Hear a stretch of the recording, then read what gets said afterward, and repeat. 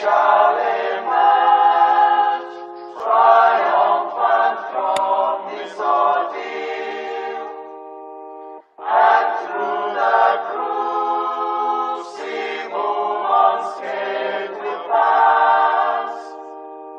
When we are voiced the wounds of battle to heal, we shall remember those who died in mass. Then shall our trumpets fill the glorious song of victory. We scorn all might and wrong. Oh God, protect us from the hidden pitfalls.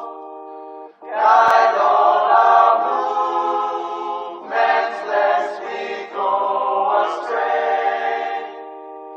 Give us the strength to heed the humanist call, to give and not to count the cost each day. Let those who rule to serve with resoluteness, to make this climb a land of righteousness.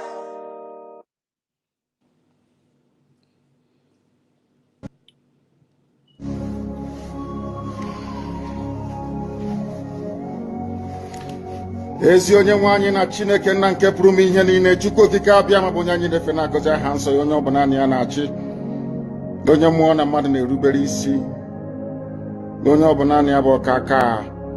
Ụbọchị ene ka anyị na-etu gị eze ebube dị ngọzi, mmalite na ọgwụgwụ, ndị gboo wee tụọ gị ebighị ebi. Onye nwe m, ụmụ gị wee gbakọọ n'ụwa niile iwe nara ozi ọma nke gị onwe gị n'ezi ha site n'ọnụ mmadụ dị ndụ na nke ebere dị ngọzi. Anyị wee na-asị na onweghị ihe ọbụla nke anyị onwe anyị bụ n'ihi na ọ bụ anụkpa ahụ sọsọ ka mmadụ dị ndụ bụ. Ofu ụbọchị anyị ga-anwụ, maka na okwu nsọ gị na-adịgị ma ruo mgbe ebighị ebi, n'ihi na okwu gị niile ga-abịarịrị na mmezu. Ọ bịa mere Biafra ga-eji wee bịa na mgbe nke anyị. Anyị wee na-akpọkụ gị wee na-arịọ gị na-asị, lekwa ude nke anyị na-asụ n'akwa nke anyị na-ebe ka o metụta gị n'obi. Onye nwe m na Chineke nna nke igwe, biko dịka isi wee napụta ụmụ gị n'ọbụ n'Ijipt gotu wee wezuga ụmụ gị bụ ndị Biafra mgbe ekwensu bụ zuu nke mmadụ dị ndụ karị. Anyị wee na-aja gị mma, na-asị gị n'ime ọnọdụ anyị na anyị ga-ekele ha nsọ gị, wee nye gị nsọpụrụ n'ụtọ na-eji ama mgbe niile, n'ihi na anyị enweghị chi ọzọ ewezuga gị. Anyị nwe anyị anaghị efe arụsị. Ọbịa mere iji wee na-agọzi nsọmụkwụ anyị niile. Ọbịa mere IPOB ji wee gbaa mgbọrọgwụ n'ụwa niile. Anyị anaghị atụ egwu mmadụ dị ndụ. Anyị wee na-eto gị eze ebube dị ngọzi, sị gị biko gbatara anyị ọsọ enyemaka. Ọ bụ naanị gị bụ onye anyị refe nwanyị akpụ isi ala nye, ka i wee napụta ndị gị n'ọbụ nke ekwensu. Anyị wee na-enye gị ofe na nsọpụrụ na ija mma, na-asị lekwa ka ndị iro anyị niile ka kasị wee baa ha ọnụ, ha wee daa hapụghị ekonye ọzọ. Obodo ekwensu bụ zu ala nwekwa n'ihi eze ebube dị ngọzi. Anyị ọnwa anyị bụ ụmụ gị wee na-akpọkọ ha nsọ gị, na-asị na enweghị chi ọzọ ewezuga gị. Anyị wee na-aja gị mma wee na-eto gị, na-asị onye kere ihe niile kere eke mana nwere onye kere na n'otuto niile na nsọpụrụ niile na ịja mma niile site n'ebighị ebi, mara onye ka a na-arịọ gị. Ise ise ise. All right, fellow Biafrans and lovers of freedom, you're all welcome to this much anticipated program by the Biafra Republic government in exile that is led by Mazi Simon Ekpa, the Prime Minister, who presently is being held in captivity in Finland. And then tonight we have our special guest whom my deputy will be introducing, as I will hand over to her, and she will introduce our special guest tonight in this very peculiar and very particular program. So please stay on and make sure as you're watching, if you have a question to ask, anything to contribute, be on the comment section. But if it's time to bring you in to have a one-on-one with our guest, we will do that and put the link. All right, I'll hand over to my deputy right now to bring in the guest. They will. All right. Thank you, all Biafrans that are present in this marvelous program. You know, yeah, it's long awaited, and finally, today is 3rd of May 2026. All right, so we have before us that I'm going to bring up very soon, Mr. Mike Arnold in the house. And you know how we got to know about Mike Arnold? Mike Arnold is a man that is as passionate to assist humanity, just as us, especially me. We also call him the Earthshaker, the nightmare of terrorism, the nightmare of Fulani terrorism, the nightmare of Sokoto Fulani Caliphate. So we bring up Mr. Mike Arnold to this program. Welcome, Mr. Arnold.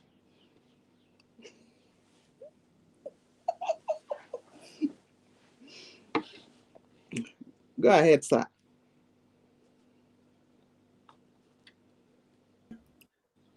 Pastor Papa, we're not hearing anything.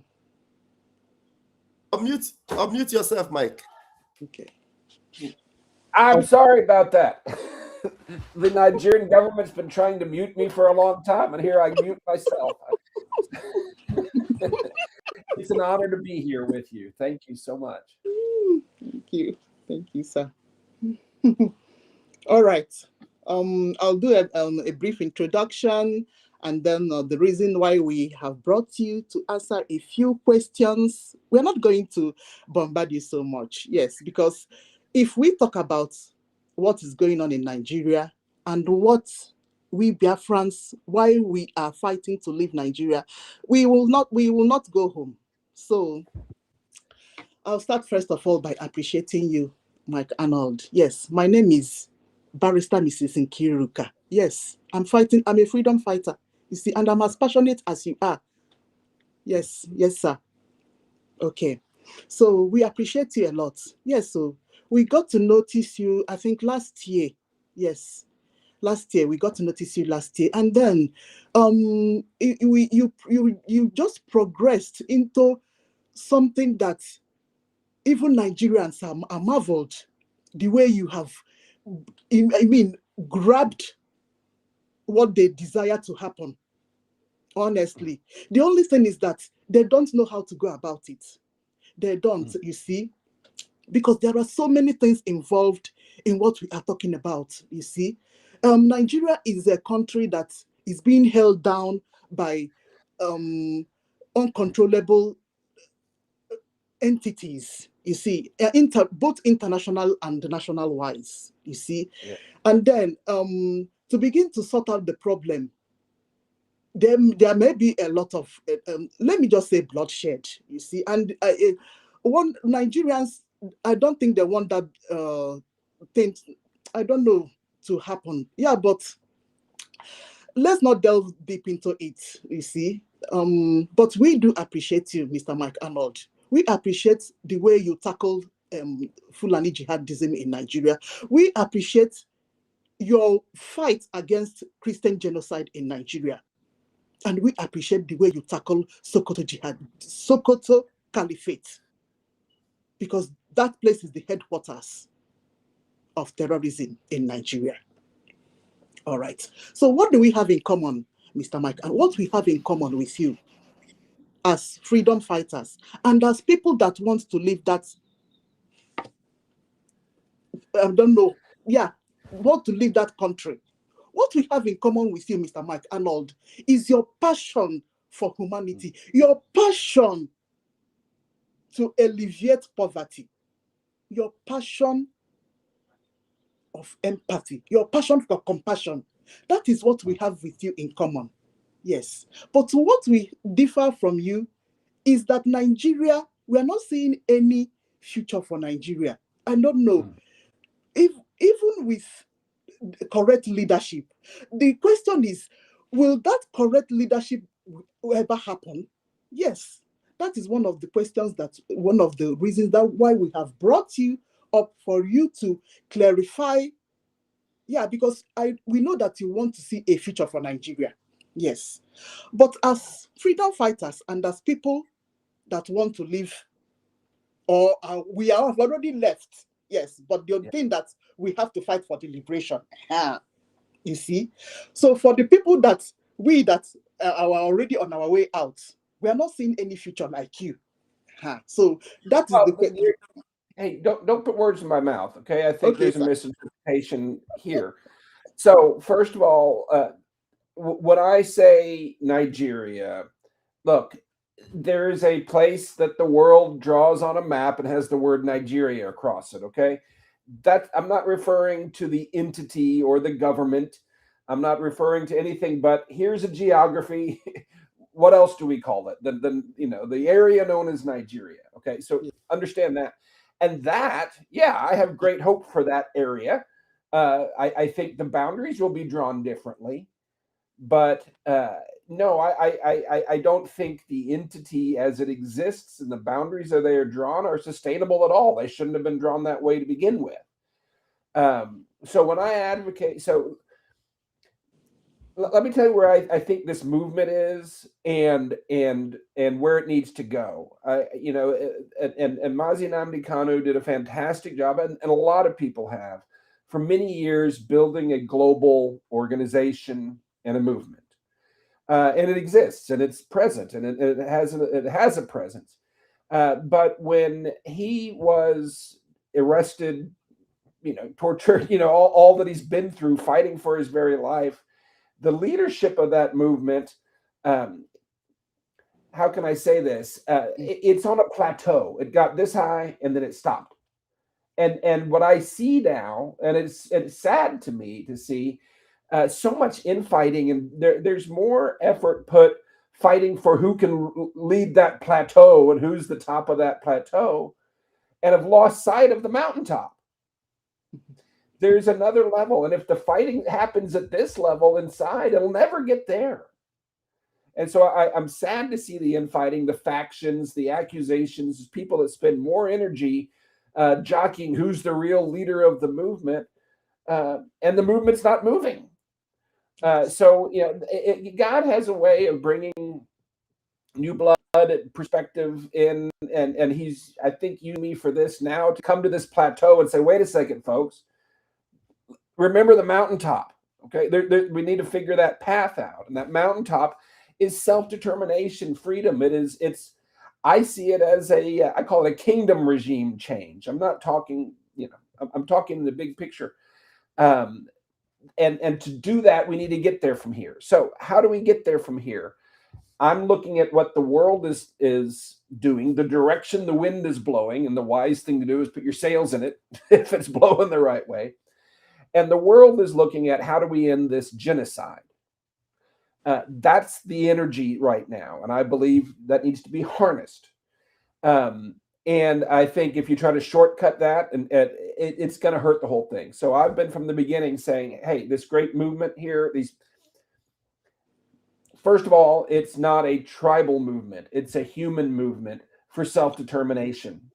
And there are other people in other tribes and other regions all over the land known as Nigeria that have that same inborn desire for self-determination, that have the same enemy, which is the stranglehold state, that is foreign and domestic people that are just trying to extract and take. That's the problem with the stranglehold. And there's Nigerians even in the far north that would join the movement for self-determination. You care about your corner, which is fantastic. You should. Everybody should care about their corner. But I know there's movements to divide Nigeria into multiple areas, and there's a desire and a demand for that because it's the right thing to do. And when I say new Nigeria, let me tell you exactly what I mean. A new constitution that allows, it's an opt-in constitution. So every region can say, no, we're not joining. There's your referendum. You say, it gives you either can opt in or opt out. But every people group should have that same, at least every region should have that same option. And the only way I think you're going to achieve that is to band with them across Nigeria for self-determination. That's how you get Biafra. I believe that. So I've never been for, we have to keep the borders as they are. We have to keep the structure as it is. No, those are words that have been put in my mouth. And you cannot find anything anywhere that I've said that would be consistent with that. I've always been for a new region we call Nigeria. And it will have likely different boundaries, and it needs a new constitution or multiple constitutions. So I've never been calling for the whole thing to be held together. But I have been saying is, how can I put this? You're shooting yourself in the foot if you enter this global conversation talking about genocide, talking about displacement, talking about the threat of Islam, and all you do is yell Biafra. Okay, that gets doors closed. I've seen it. Okay, yell human rights, yell self-determination. That's good. Most Americans can't find Nigeria on a map, and they don't understand. If they can find it, they have no idea of the internal politics. And I would say that today, if you lined up 1,000 Americans and asked them, "Have you ever heard the word Biafra?" they would not one of them would raise their hand. Not one, maybe one out of 1,000. Okay, so I'm trying to bring some realization to the movement that yes, you've done well. You have a movement. You have an organization. It's global, but that's just the starting point. Don't break up and fragment and fight amongst yourselves yet. Latch on to that vision and then ride the wind. Self-determination, freedom, human rights. That's your path to get to that mountaintop. And you will have allies around Nigeria and around the world that will help you achieve that if you can harness that. That's where I'm coming from. So no, don't put words in my mouth. Okay. Mr. Mike, are we ready to delve a little bit deeper about this constitution of a thing? Well, I'm open to any question you want to ask. Yes. So what? Okay. You know, people that are disturbing Nigeria will not allow that change of constitution to happen. And that is one of the problems that the Nigerians are having, for them to have a free and fair election. So that is their number one problem. You see? Yep. And I also know that you believe that there's no freedom that is free. Sure. You need to grab your own freedom. You see? All right. So we agree with that. We and you are good. Then I would also like to talk a little bit about our government. Yes. Well, as you can see, our leader, Mazi Nnamdi Kanu, is in Sokoto. And then we have, in 2021, our Prime Minister, Simon Ekpa, our Prime Minister actually joined this struggle, I think, around 2019. Yes. And then he was broadcasting and, then our leader told us to follow Simon, to listen to him, that he has a new dimension that he is going to use to help us to get what we want. Yes. And that new dimension, I believe that you are familiar with it. Yes. That new dimension is getting, since there is no constitution or self-referendum option in the Nigerian constitution.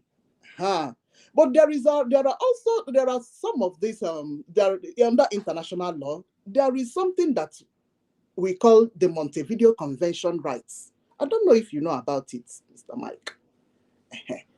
And that is the self-determination under international law. That is what this struggle has been following since 2020, late 2022.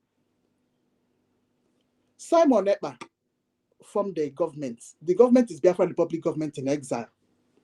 That are quarreling now since he was taken in 2024. Everybody's quarreling. You see, good. So I think.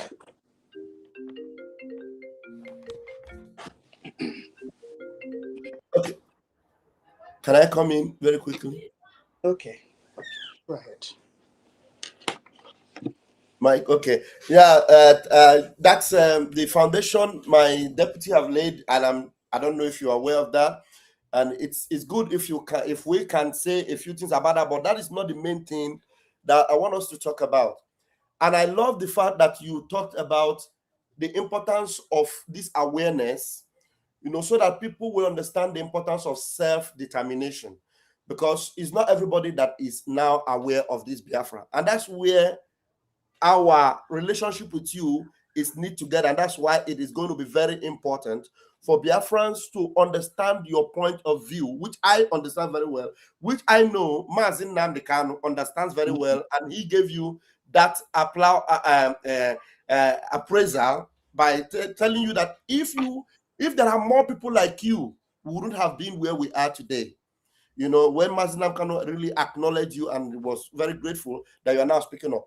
Now, I want you to tell us how you will be able to carry this message on our behalf, and you are sensitizing for us at this level, and we love it. So how can we make more impact so that we'll be able to reach more Americans? Because the more Americans, the more Europeans, the more of these international communities will reach with this particular self-determination that we are seeking for, because it is our right to seek for it.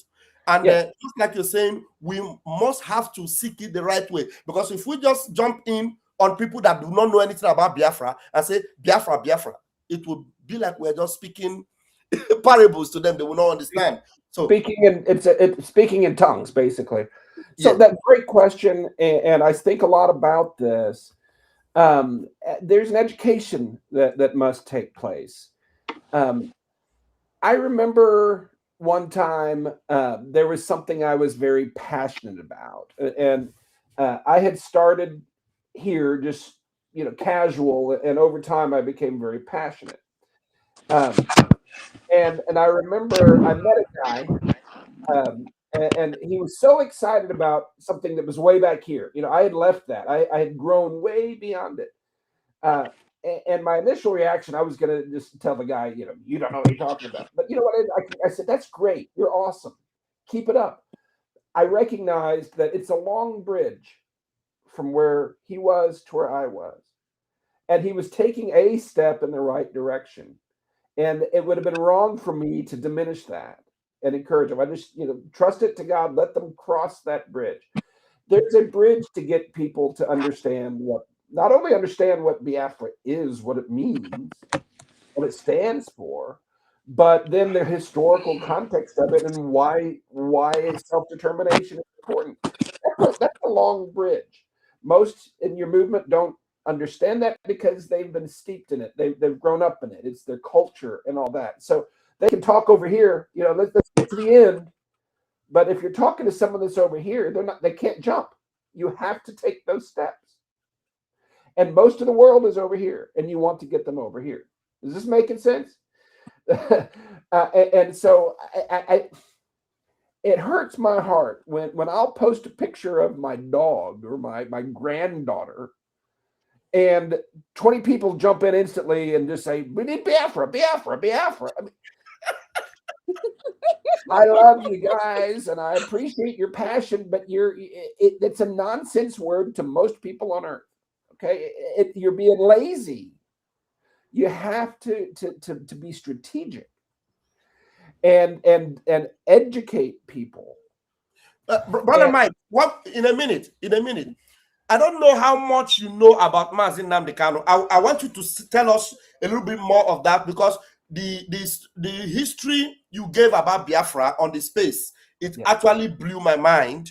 Where you talked about the history, you even spoke about Aburi Accord. That actually kept me dumbfounded. I said, you know about all this. So now I don't know what you know about Mazin Nnamdi Kanu. I don't know if you are aware that Mazin Nnamdi Kanu have been on this subject officially since 2012.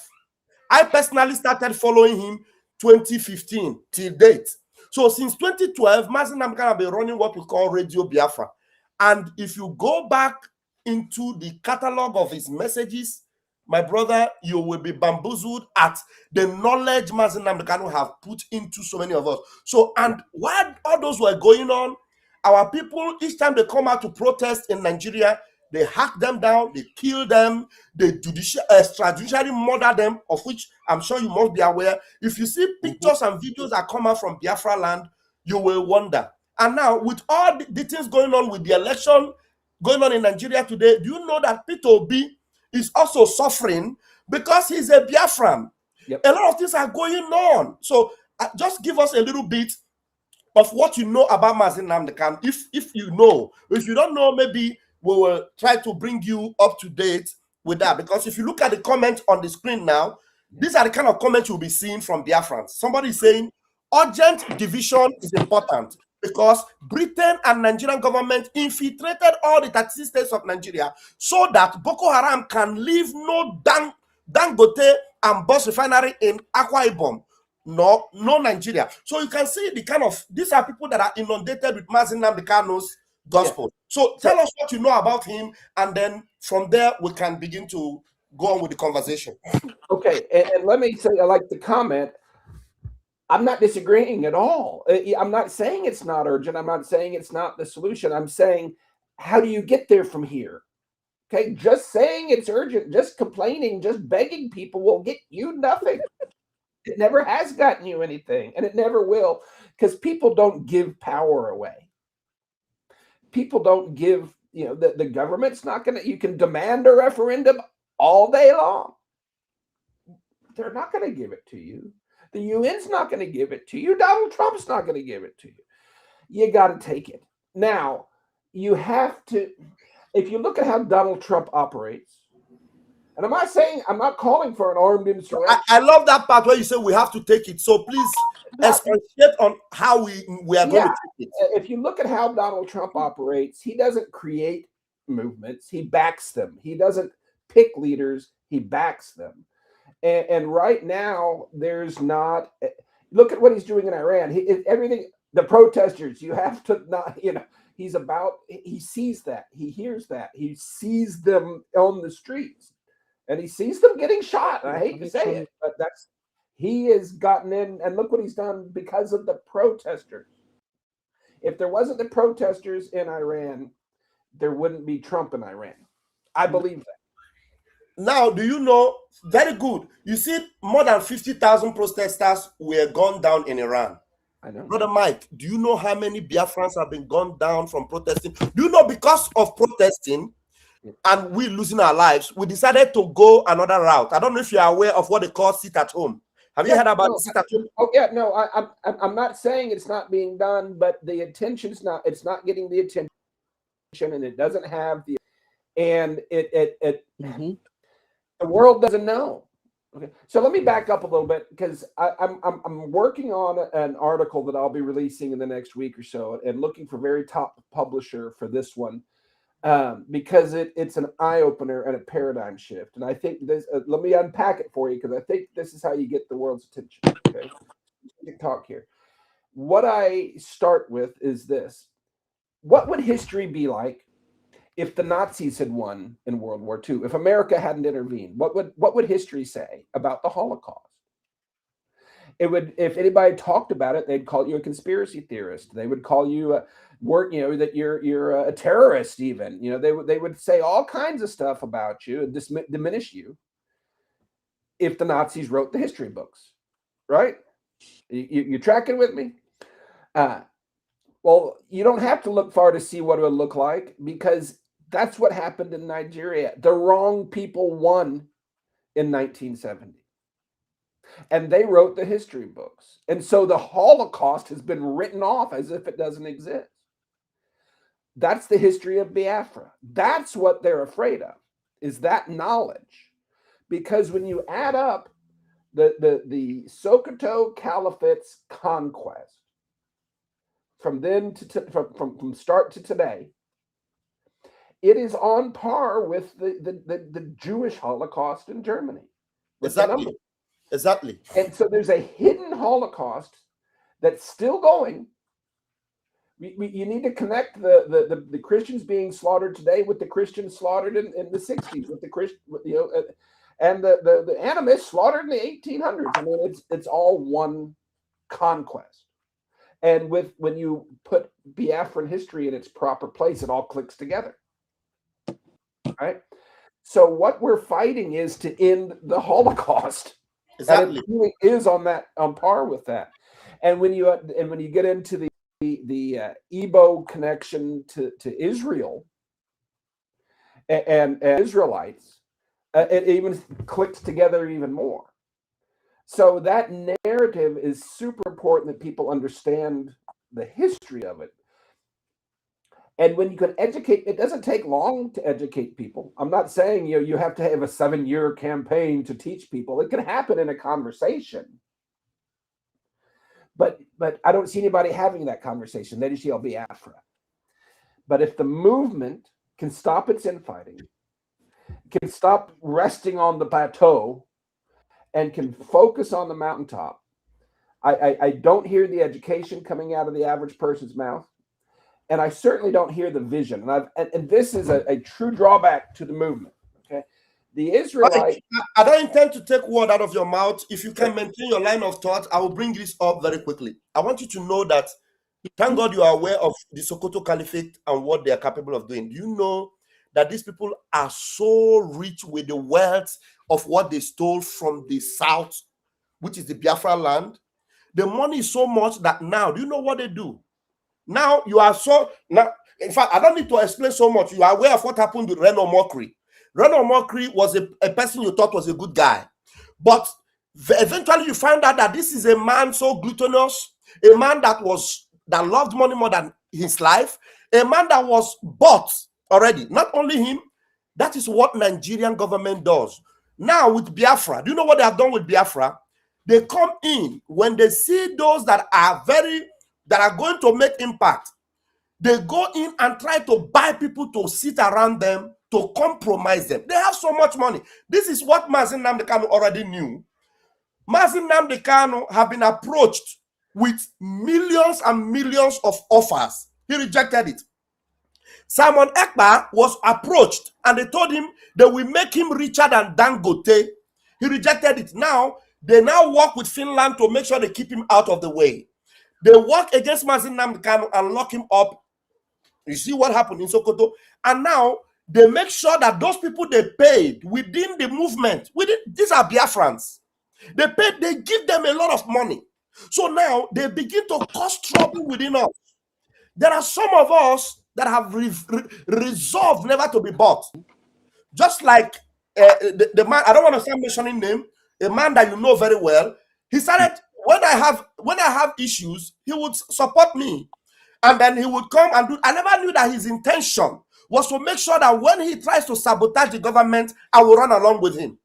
But when I found out that, so this $1,000 you gave me is just because you want me to run along with you when you want to sabotage Simon Ekpa. So I decided to speak out. I said, no, that $1,000 was just to support me. And they said, I gave you money. I gave you this. I gave you that. That is what the caliphate have done. They bought so many people. Please, whoever is calling me, stop calling me. I'll block you. Stop calling me. It's not your time to call. So Exactly. when you come in and see this infighting, what it means is that the caliphate are working very hard. They are ruthless. You know how far they can go. So please understand when some of our people, when they speak like this, they're not speaking because they want to go against your own ideas. Your ideas are perfect. In fact, your ideology and your method is the method that Mazi Nnamdi Kanu have already taken for many years. So, and it's not as if it's not going to work, but with people like you and with more like you, I think we're going to make more impact. That's why we are happy having this conversation. Please go ahead without losing your line of thought. Go ahead. Yeah, but I'm in a good position because I can't and I shouldn't and I won't. There's no way I could lead this movement. I'm a white American, okay? I can only serve, only help, and that's I'm not looking for a leadership position. I want it. So don't think I'm jockeying for anything. So take me as a coach, okay? I'm a movement coach, and so here's the thing: without vision, people perish, right? That's biblical. And I've asked countless passionate advocates of Biafra, I've asked them, okay, you got your, because we need division, we need separation, we need referendum. I say, okay, why? What's on the other side of it? Describe what you're wanting to build. What is the vision after that? Say, take me down the road 5 years after separation. What are you building? What's the vision? And not one of them has ever answered me. Not saying that it's not out there, but that's how you get stuck on a plateau. The Israelites, yeah, Pharaoh sucked. Egypt was horrible. They had to make bricks and all that stuff. But they did that for a very long time. It was the promise of the promised land and the vision of a land flowing with milk and honey that ultimately led them through the wilderness to conquer. And I don't hear that from leadership of the movement. And without that, there's no yardstick to judge who the better leader is, right? There's no who's the authentic leader. It's not who has the most contacts and the most photo ops. Who can help us get there? Who can articulate that vision? Leadership, at its essence, is having a vision from God that's your assignment. And then you bring alignment to your assignment. Okay? And I don't see it. Alignment means helping people understand it, helping people see it, and putting people where they belong so they can work together to achieve it. Okay, alignment to your assignment. So that the young teenage want to be influencer out there that stays online and comments, they need to bring alignment to that vision. Alignment isn't yelling Biafra, Biafra, Biafra. It is reaching out to those who don't know what that means and saying, hey, let me teach you something. Let me educate you. There's this place. And here's what's happened there. And here's why they're calling for self-determination. It doesn't take all day. But bring alignment, bring people in, and then help them walk that path to see that vision and to be passionate about that vision. Wow. That's how social movements work. And without vision, people perish. Whoever wants to lead the movement should be best at articulating that vision. What does it look like? What are we building? What do we want to leave our children? What do we want to be in the world? What does it look like after the boundaries redrawn? Yeah, that's with that in mind, please, Deputy, I want you to go through the bullet points you have on how Biafra would look like. Maybe like 5 or 6 points you can, read it out for us. I'm going to bring you in on that. Where after Mike have responded to this comment on the screen. Somebody is asking you, Mazi Mike. Now they've given you a title, Mazi. I don't know if you know. When they give you Mazi, somebody should tell you the meaning. Mazi means someone who has so much integrity. So, Mazi Mike Arnold, please, can you tell us more about what you know about Mazi Nnamdi Kanu?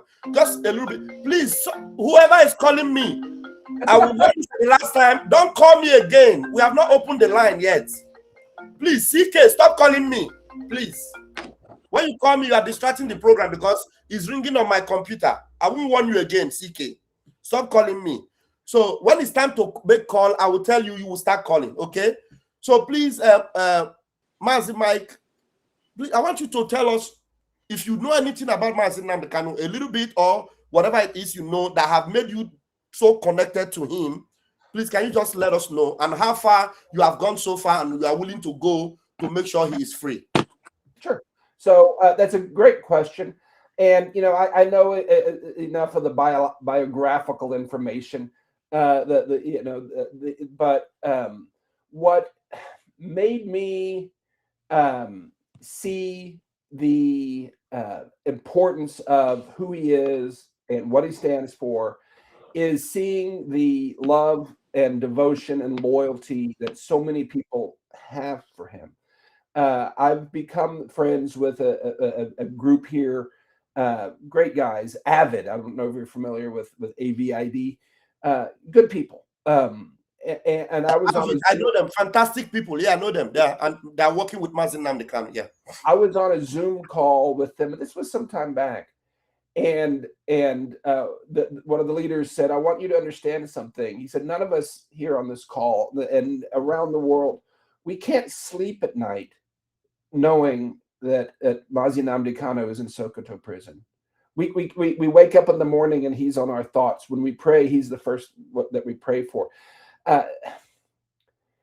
That's real. These are people of integrity, people of faith, people of success, that know him personally and intimately, and that kind of love and loyalty to me speaks volumes more than anything else. I know that, and look, there's some. I don't agree with everything he ever said, and I don't know everything he ever said. And I understand being in passion and being caught up in the moment. There's some things he said that I have trouble defending. But I understand it. I relate to it, and I wasn't there, so I'm not going to judge that. But again, I'm just letting you know. And here's the other thing: I know how hard it is that I've worked to study and to gain the insight that I've gained, and nobody spoon-fed it to me. Okay, and it's been bit by bit, chunk by chunk, book after interview, after visit, after revelation that to get the picture I've got. And when people say, hey, you're just saying what he said, I see that as the Spirit of God, okay? Because God has given me this understanding and God gave him that understanding. I know how hard I had to work, and I had more modern technology than he did. So the dedication he's had in the pursuit of the truth to get to the point that he's at, again, between that, his dedication, his dignity that he's walked through this whole journey with, I understand that he's really the spiritual leader of the Sokoto prison now. Just his presence and just his peace about him, and the respect he commands, and the obvious vision that God has given him speaks to me. You know, he's up there, and he go down in history as a Nelson Mandela type figure. That's another part of the education factor that's missing. Most Americans don't know the name. They don't know the story, and that needs to change. I don't know if that answered your question directly. I mean, Wow. That's fair enough. That's fair enough. That's fair enough. And maybe with time you will still tell us a little bit more, because you have spoken a lot also about his incarceration and how they use a law that does not exist to lock him up in Sokoto Caliphate, that is very close to the den of the terrorists and all that. And then that's fair enough. And I don't know if my deputy have another question in relation to Mazi Nnamdi Kanu before you go into that. Thank you so much, Honorable Minister of Information. Mr. Mike, there's one question you've not asked us. I thought you ask us what our plan. How are we planning to get what we are looking for? Yes. How are you planning to get? Go ahead, answer. Good. How are you planning? We are using diplomatic way in combination with liberation way. Three-dimensional. We are sitting at home every Monday. We are trying to make expositions. Diplomatic side. That is what I mean. Then we have security personnel. We call it Biafra Liberation Army. We have that. So we have that one to fight this liberation for us. Yes, that's the extent that we have gone. We have actually gone very far. Yeah. Absolutely. I believe that's all fantastic. That's all good. It seems to be stalled. I'm trying to, that needs to be, there needs to be more unity in the movement. That unity must be around vision. And from that vision will flow the messaging and understanding and all that. But I don't see, and I'm telling you, I interact with Biafran activists online incessantly. I mean, just in the last week and a half, I've gained over 90,000 Facebook followers, and I'm pretty engaged. when I say that there's a lack of vision, there's a lack of messaging discipline, I mean it. Here's something, you don't, and here's the problem that we face as a movement. And it's the problem that free people always face. We're free. And therefore, we don't follow lockstep. There's a reason the British picked the North for indirect rule, because they're under submission. That's what Islam means, submission. So when their leader puts out talking points, they all use it. I see this online as well. I get every day, I know what the talking point list is that the Islamic influencers get, because they all start saying the same thing. And they're very good at it. When you have an unruly... We have an audience, and I'd like to go with the audience today. Somebody says, there needs to be messaging discipline, and it needs to be around the vision, and that's how you crystallize those forces to the next step. Yeah.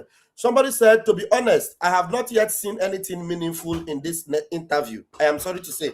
The reason why we are doing this is because we are open to the air. So this person ask Brother Mike that question that will make this interview very meaningful.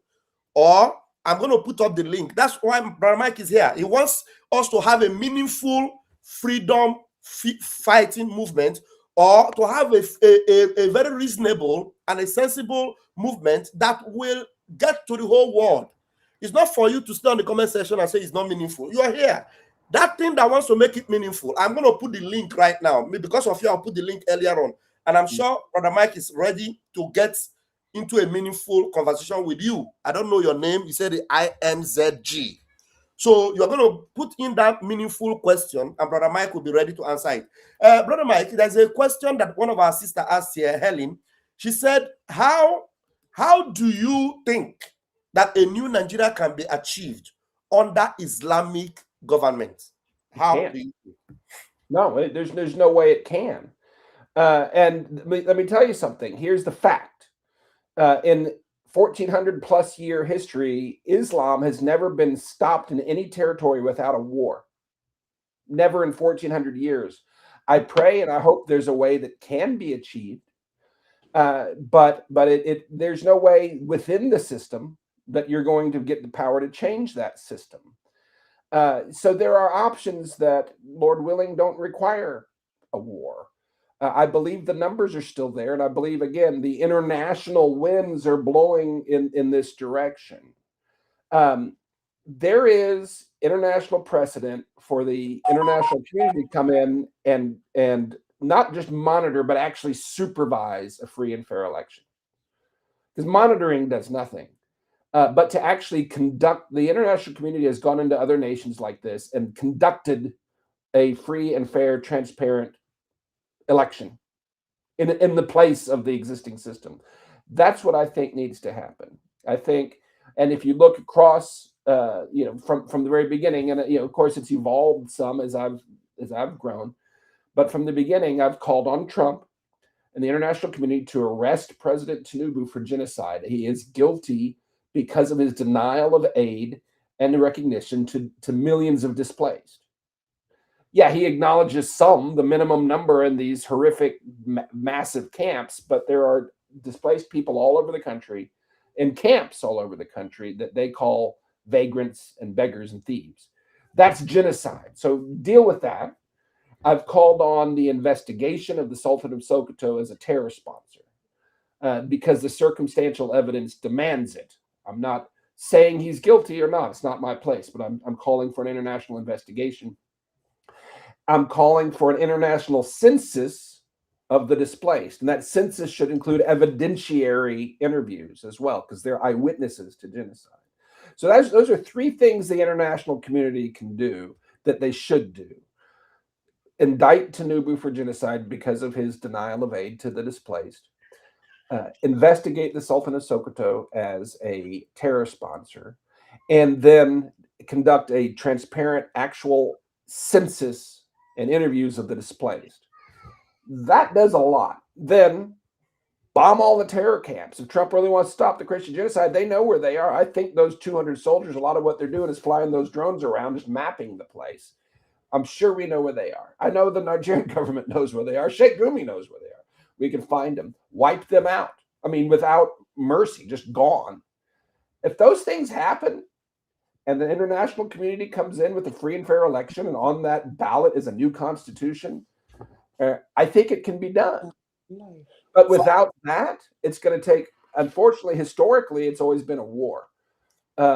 It's not going to happen within the machine as it is. Thank you. And with that, already you can see that Tinubu is doing everything to make sure free and fair election does not happen. And then you can already see that, and the way they are fighting it, it will not happen. But I thank God that you are speaking up in that regard.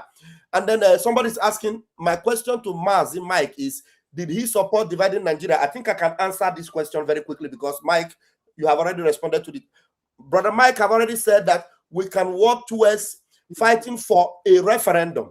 So when somebody supports a referendum, that means referendum means that you will vote. That's exactly the same thing Mazin Namdekano and Simon Ekpa have been asking for. So anybody that supports referendum for Nigeria means that he's not against dividing Nigeria.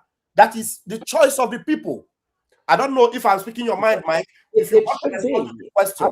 I'm for self-determination. So for me to say, yes, here's where the map should be, that's not self-determination. I don't live there, and I'm not from there. I'm for the people to be able to govern themselves as the Lord leads them to do so. And I believe there's Nigerians. Look, I'm using that term because that's what the world sees. There's a place on the map called Nigeria, and the people that live there are called Nigerians. You and I know there's nuance. But I believe there's Nigerians of every tribe and every region, every religion, that are deeply passionate and want self-determination. They all hate the overlords. And the other side uses the divide and conquer strategy. Oh, this is an Igbo thing. This is just a Biafra. It's more than Igbo. It's more than Biafra. Yes. It's a human thing. And when you can communicate it that way and reach out and embrace other human beings of all tribes and regions that believe the same way, then I believe you can achieve what you want. And they all can achieve what they want. Don't just make it selfish. And I'm telling you, I know it's not selfish, but it comes across that way and it gets the doors shut. If you always do what you've always done, you'll always get what you've always got. And I'm calling on those who want self-determination to slow down. I'm not saying slow down the movement, because by slowing down, you'll actually get it faster. I'm saying respect where your audience is, that they don't know what Biafra means. They don't know what you stand for. They don't know what your vision is. If you want them to go with you there, you need to take those steps and educate them on those things. You need to be able to articulate it yourself, the history, the reason you're passionate about it, what you want to build. Without that, you're just going to run in circles. I have a question. Right. Yeah. Mr. Mike, why do you think we don't have audience? You know, there are indigenous people of Biafra have actually created, that is the movement that our leader started. They have actually created a lot of awareness of our question. Yeah. Yeah, there certainly, again, I've said there's a global movement that's been started, and I think there's an organization, and it's fantastic. I'm telling you that it's two things. You go down the streets of America and you ask 1,000 people if they've ever heard the word Biafra. All 1,000 of them in most places will say no. Second, here's the reality. And when I first emerged as a human rights advocate, I'm just a guy from Blanco, Texas, that trying to help some displaced people get back home. But the fact is that how can I say this? We're not when I was first brought into the movement, I was told if you say the word Biafra, every door in Washington will close in your face. That's what I was told by insiders who have seen it. Okay, look, anybody can pay a lobbyist to get a photo op. That doesn't mean they're accomplishing anything. Can you say that again? Can you say that again? Can you say that again? Anybody can pay a lobbyist. Anybody can walk into a congressional office and get a picture taken. Okay. Wow. Have you seen it? Have you seen it? Well, anyway, maybe we are going to have more interviews with Mike down the road. But Mike, in a simple term, what you're saying is that we need to get the right audience, because if our audience are only within our circle, then we are not speaking to the right audience. That's what I'm taking away from what you're saying. So we need But to to speak go to the beyond that, you need Yeah. to change your language. You can't use the same jargon. It's like outreach for a church. You have to tell them your story. I've studied the rhetoric of social movements. God is, and my whole life is funny. It seems like he's prepared me for this. The most powerful form of persuasion is the first person narrative. Your story is the most powerful form of persuasion, because if you can get people to relate to you as you've gone from here to here to here, they will go with you from here to here to here. But it takes time. You have to unpack it. You have to build the relationships. You can't just yell Biafra at people. You'll never get anything if you keep doing that, because people don't know what it means. And the people that do, a lot of them will shut the door in your face. So you need to do a better job of reaching people where they are, educating them, walking them down the journey you've taken to get to this point. And when you do that, the world will come with you. Wow. If every person who considers themselves part of the Biafran movement were tomorrow to just have a conversation with the person that's next to them and truly educate them, it doesn't take long. I believe you'll double the movement overnight. Evangelism is what you're talking about. You'll double the movement overnight, but it's personal, it's relationships, it's storytelling, it's history, and it's vision. That's how you move a movement. Without that, you're dead in the water. You're just going to stay on this plateau infighting forever until you switch gears and realize that the future is in your hands. It's not going to come by begging. It's going to come by building a movement that's unstoppable. Wow. Thank you so much, Mike. And there are more. I'm going to be bringing in, I have, how many people who can take, Mike, how long do you still have to spend with us? You have another half an hour? I have about 20 minutes maximum, because I have another interview after this that I have to. Oh my God. Okay. Then please, I will bring you, anybody I bring in, just 2 minutes, at most 3, so that I'll be able to bring in at least 3 more people for Mike to respond. Please, Mike, we're going to be calling on you from time to time to educate us on this, and I'm sure, God willing, you will grant us the audience. Please, we have our sister Patricia Onwumere. Please, Patricia, unmute yourself, and I'm sure your mic is open, and you have the microphone. 3 minutes. All right. Good evening, everyone, especially to our guest, honorable guest, Mike Arnold. God bless you so much. We appreciate all that you've been doing and how you've been speaking loudly to the ears of the world concerning what goes on in the Nigerian terrorist system. But my question, what I want to ask you, because I just came in now and I heard you talking about evangelizing for the world to know what we're in.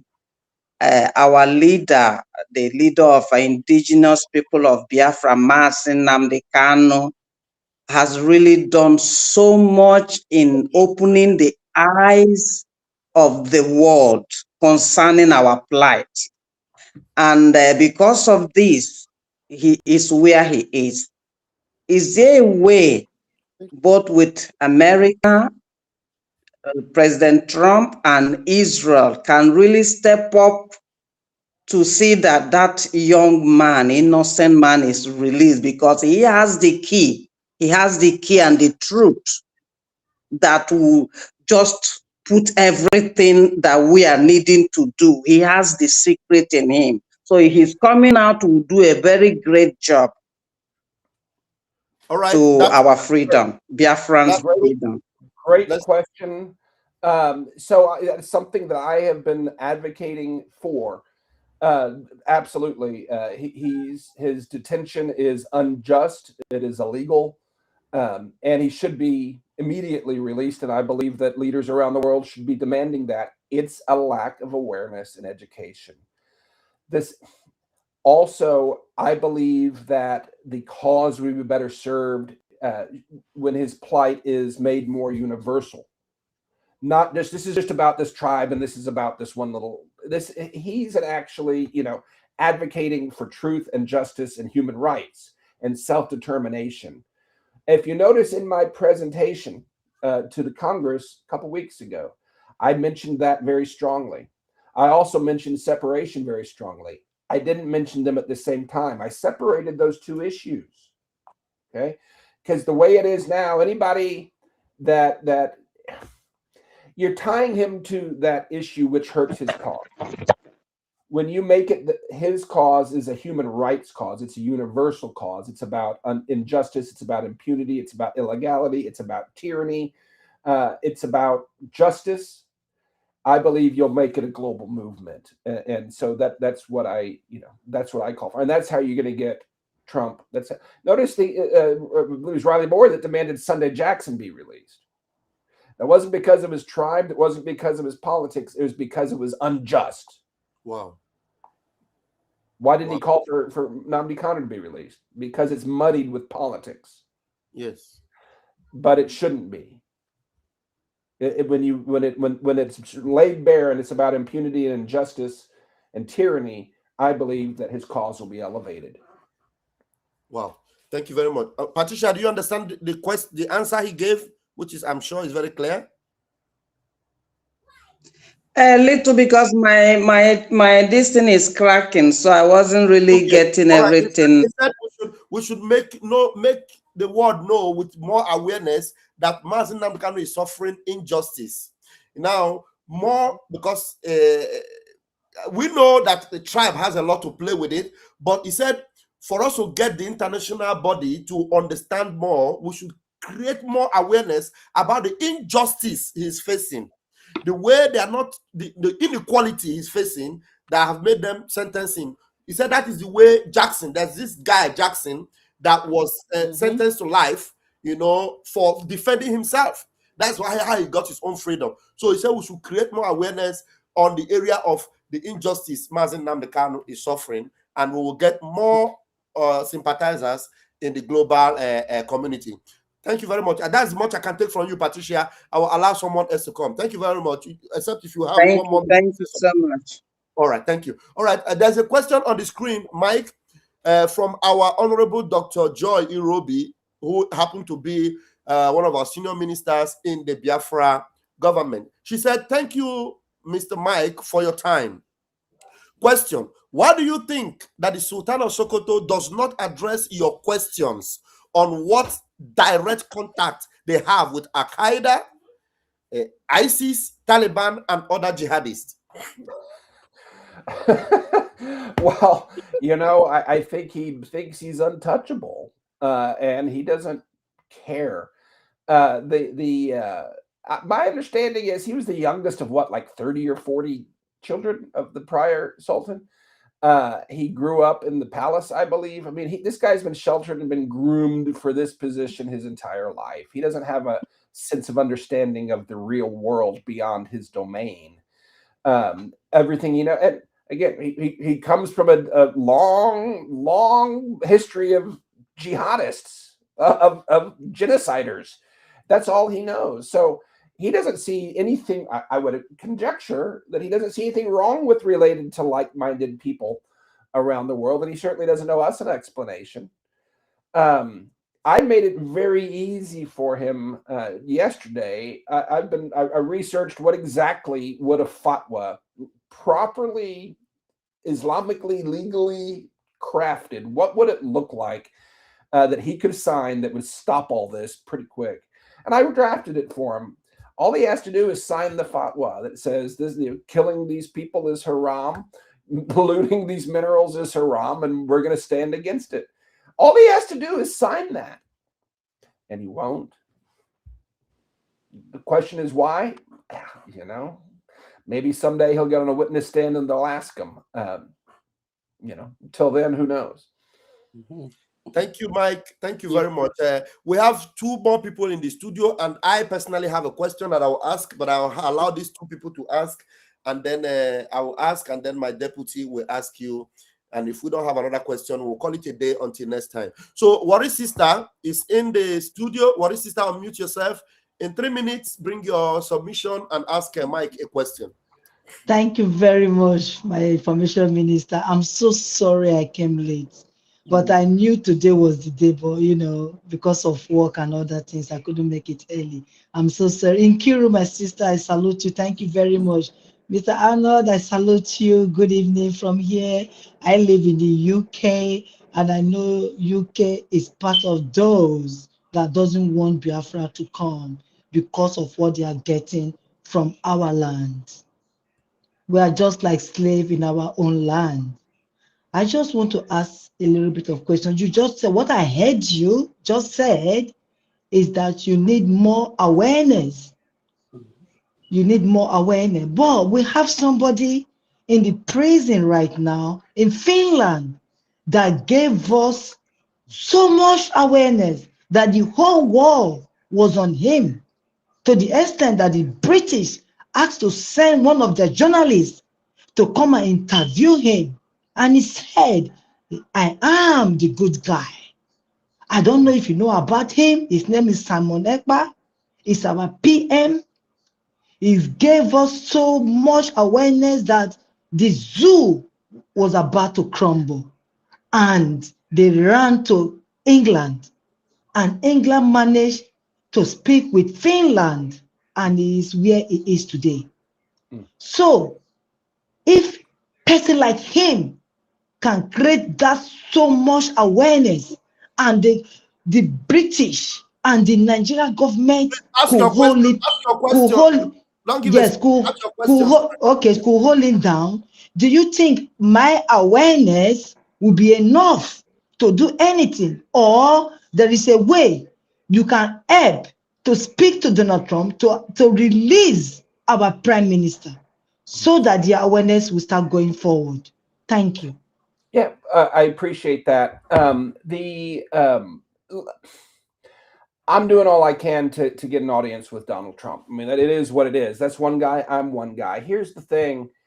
They can shut up one person. They can't shut up millions of people. And the point is that if every single person who ever got on my feed posting Biafra now, if they were to actually take a minute and reflect on how they can best articulate their position, and they were to reach out to somebody, you would have 1 million voices.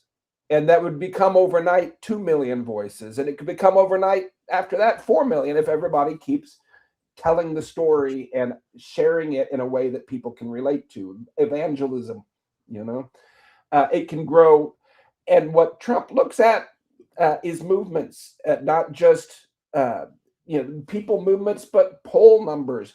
I'm told that my October 14th press conference is what got Trump involved in Nigeria. Not me, but the narrative shift.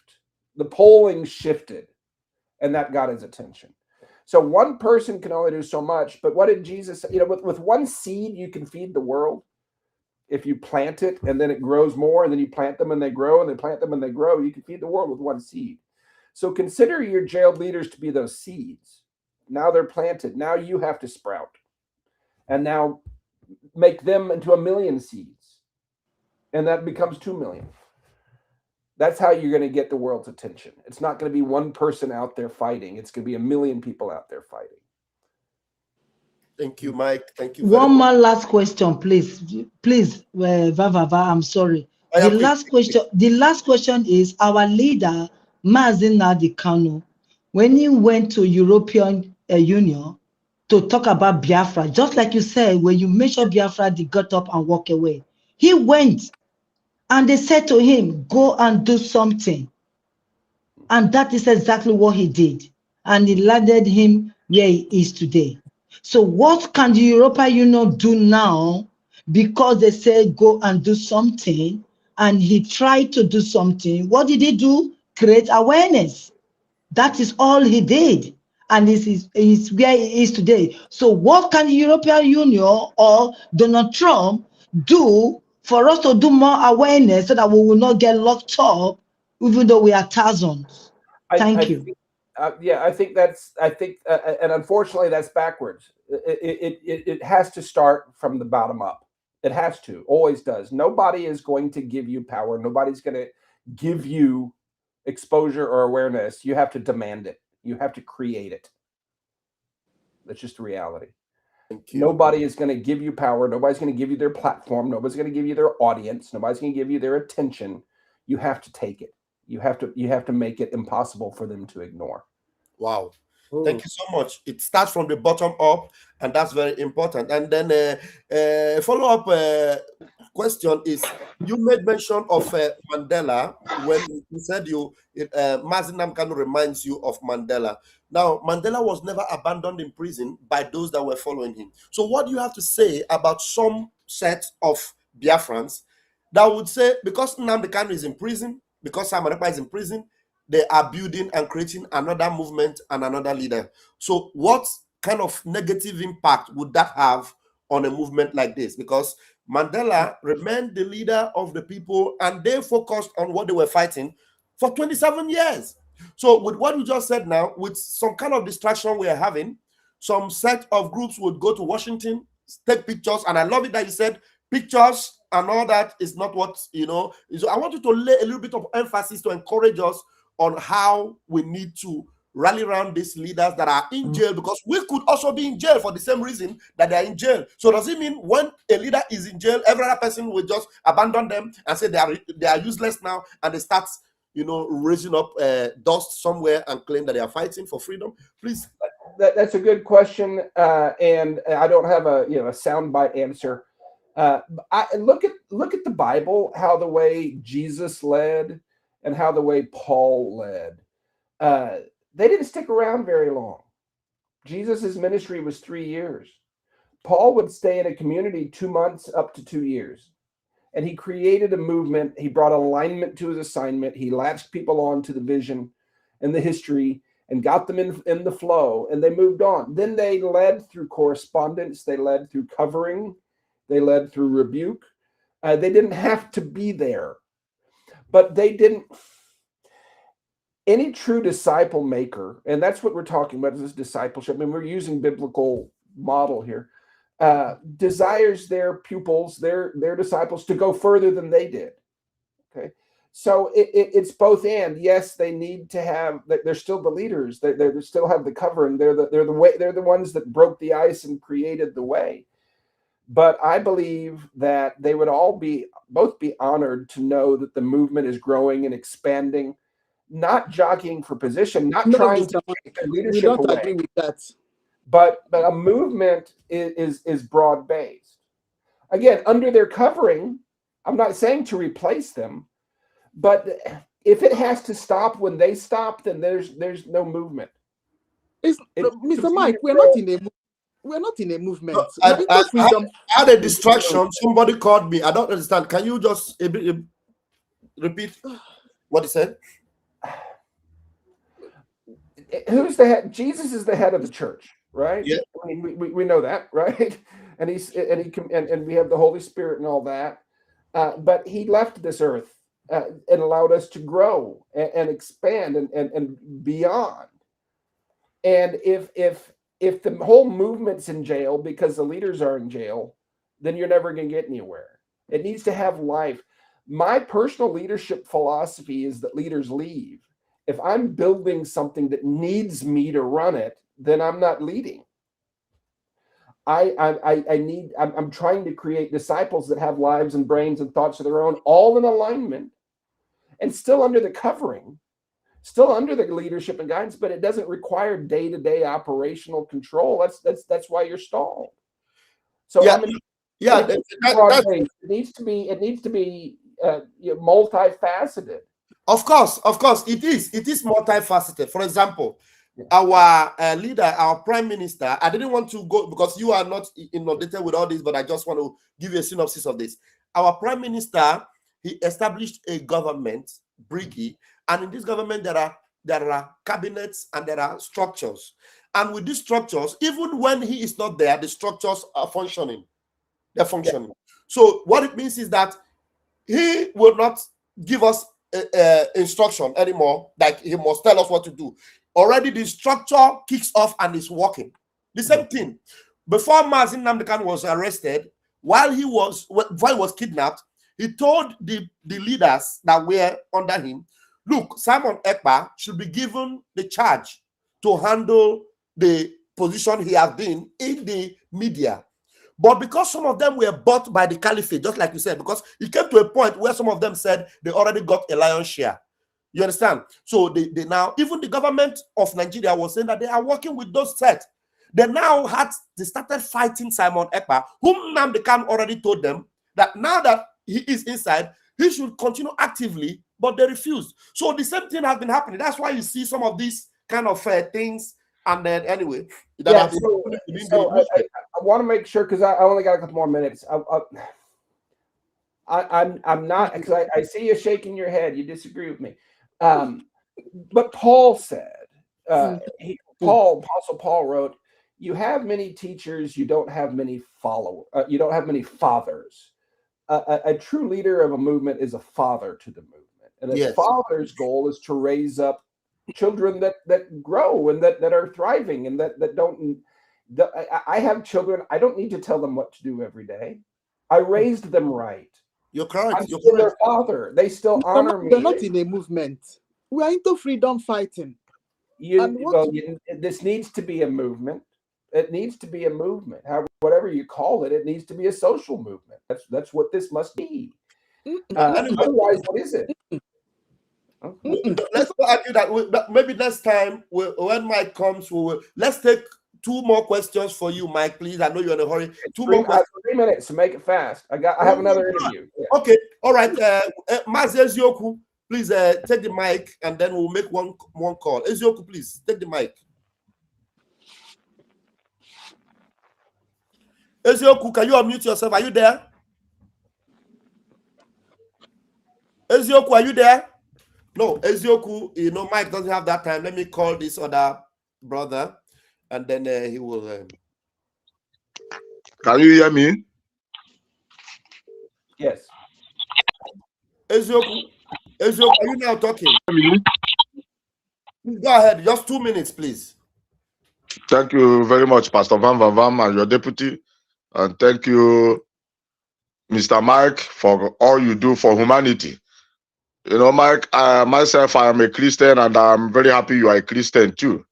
My question to you is, why is it that Muslim world, whether it is Qatar, Iran, or Saudi Arabia, they always do everything to assist Muslims in Africa, more especially in Nigeria, in any position or everything they want? But we as Christians in that part of the world, we don't see any reasonable assistance from the Western world, America, where you come from, and other places. Why is it in that? Why is it that way? That's a good question. Islam means submission. There's not a lot of freedom of expression or movement within Islam. You don't see counterfeit Islam very much because they deal with it, and not in the right way. But it's lockstep. They are submitted. Again, that's why the British chose them for indirect rule, because you deal with one guy and everybody falls in line. And they're much better organized. Freedom is messy. Jesus came to set us free.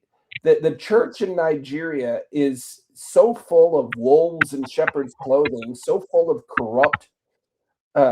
It's not a coincidence Nigeria is the capital of prosperity gospel on earth, and it is the capital of Christian genocide on earth. Those two things go together.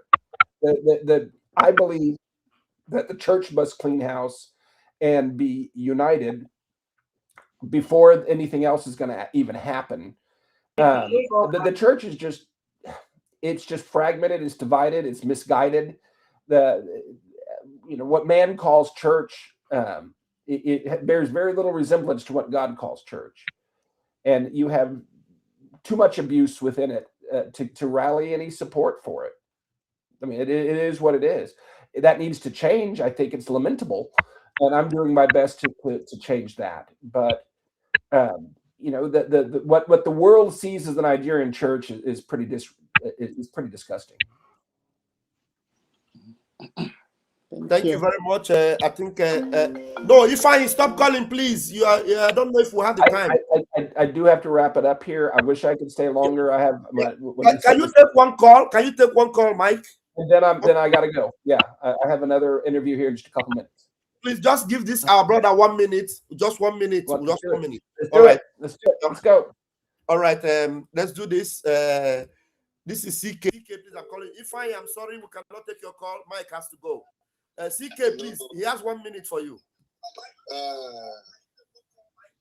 Okay. Hello. Go ahead, please. Okay. Good evening, Minister of Information and the Deputy Minister of Information, Madam Munki, and our senior man, Mazi Mike Arnold. Can you hear him, Mike? You and I salute you. Get to the question, please. Is Michael Arnold, you said something. If we are in a freedom fighter, should we forget our leaders, people that have taken us to this place, this point of a time? Should we abandon our leader, Mazi Nnamdi Ukuchukwu and our Prime Minister, Mazi Simon Ekpa? Are you advising us to leave them? No, not at all. But look, the Apostle Paul. The question. Wait for him to answer. Thank you. All right. The Apostle Paul spent his last 2 years in prison in Rome. Did the church stop? No, it was still under his covering. He was still the Apostle Paul. He still was able to, from prison, provide covering and provide leadership to them. But he couldn't be there with him. He couldn't be. But did he want everything to stop when he was in prison in Rome? Thank God it didn't. Neither does our leaders want anything to stop. Everything must continue. You're right. You're correct. It must continue, and you edify them by continuing it and growing it along the trajectory and towards the vision that they have instilled in you. That's what I would guarantee you. If I was a leader locked up, I would be heartbroken if I knew everybody was stalled waiting for me to give them instructions every day. It's about the vision. It's about the direction. It's about manifesting that.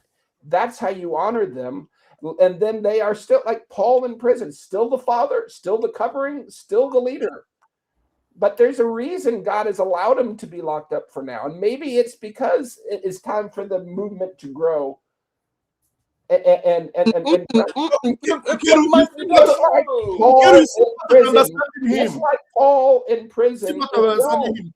just like Paul in prison in Rome, it didn't stop. It kept going. He was still Paul. He was still the apostle. But it kept going, it kept growing, and he was pleased by that. That's what he desired. Thank you so much, Mike, and we are happy to have you today. And you can see that you have not exhausted all our questions, and Biafrans are very happy to have you. And we are going to schedule another appointment again for us to. But what it means is that our work must continue. We encourage you that your work must continue on behalf of our leaders. Your work must continue on behalf of the Christians that are dying in Nigeria in the hands of this terrorist government of Nigeria. Your work must continue on behalf of the Church of Jesus Christ in Nigeria. Your work must continue because I see you from henceforth as the MORDECAI for not only the Biafran people, but for the Church of Nigeria. Your work must continue, and we pray for grace to continue to do that, Brother Mike. Thank you. God bless you. And to my sister there, I see your displeasure. I look forward to dialoguing more. I don't know that we're on different pages. Maybe we're just not, I'm not articulating it. But I'm going to encourage you to do this. Please consider it as you're in Ephesus and Paul is in jail in Rome. What would Paul want you to do? How would that work? Okay. That's similar situation. It's not a similar situation. Okay, Mike, we must come back. It's not a similar situation at all. Yes. Okay.